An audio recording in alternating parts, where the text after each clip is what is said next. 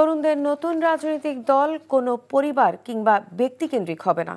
দল পরিচালিত হবে গণতান্ত্রিক প্রক্রিয়ায়।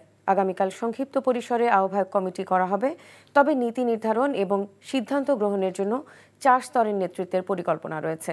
এসব কথা জানিয়েছেন জাতীয় নাগরিক কমিটির মুখ্য সংগঠক সার্জিস আলম। এনটিভির সাথে একান্ত আলাপে তিনি জানান, নতুন এই দল পরিচালিত হবে কর্মীদের চাঁদার পাশাপাশি জাতীয় এবং আন্তর্জাতিক পর্যায়ে গঠিত তহবিলের মাধ্যমে।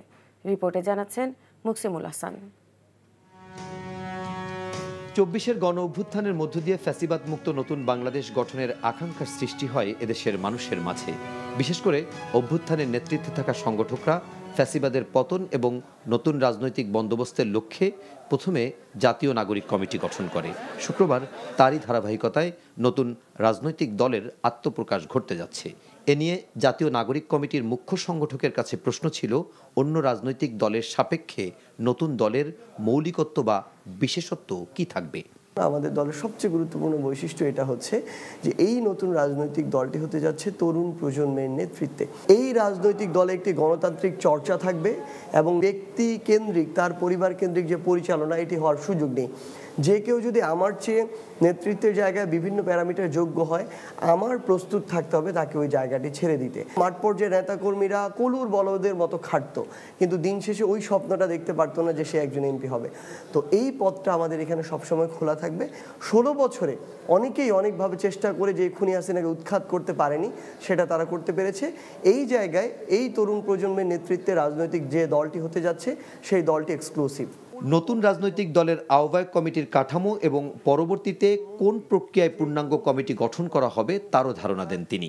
একজন আহ্বায়ক থাকবে, একজন আমাদের এখানে সদস্য সচিব থাকবে, একজন বা একাধিক হতে পারে মুখ্য সংগঠক থাকবে, যেখানে মুখপাত্র থাকতে পারে, সিনিয়র যুগ্ম আহ্বায়ক, সিনিয়র যুগ্ম সদস্য সচিব বা যুগ্ম আহ্বায়ক সদস্য সচিব, এই পদগুলো থাকবে, দপ্তর সম্পাদক, কোষাধ্যক্ষ। এই আহ্বায়ক কমিটিটা আগে ঘোষণা করতে চাই। এরপরে আমরা আমাদের ডিসিশন মেকিংয়ের জন্য 1 লেয়ারে, 2 লেয়ারে, 3 লেয়ার, ইভেন 4 লেয়ারও হতে পারে আমাদের এই আহ্বায়ক কমিটিকে সাজাতে পারি।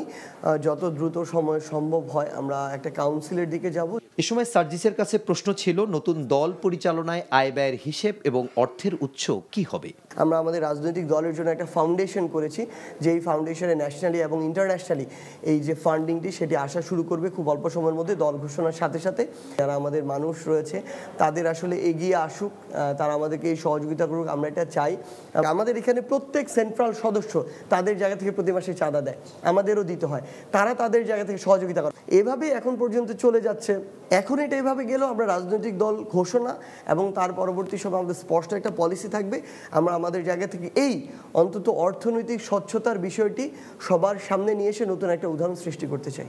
একই সঙ্গে জাতীয় নাগরিক কমিটির মুখ্য সংগঠক জানান, যৌক্তিক সমালোচনার আলোকে নিজেদের সংশোধনের মানসিকতা নতুন দলের নেতাদের মধ্যে আছে।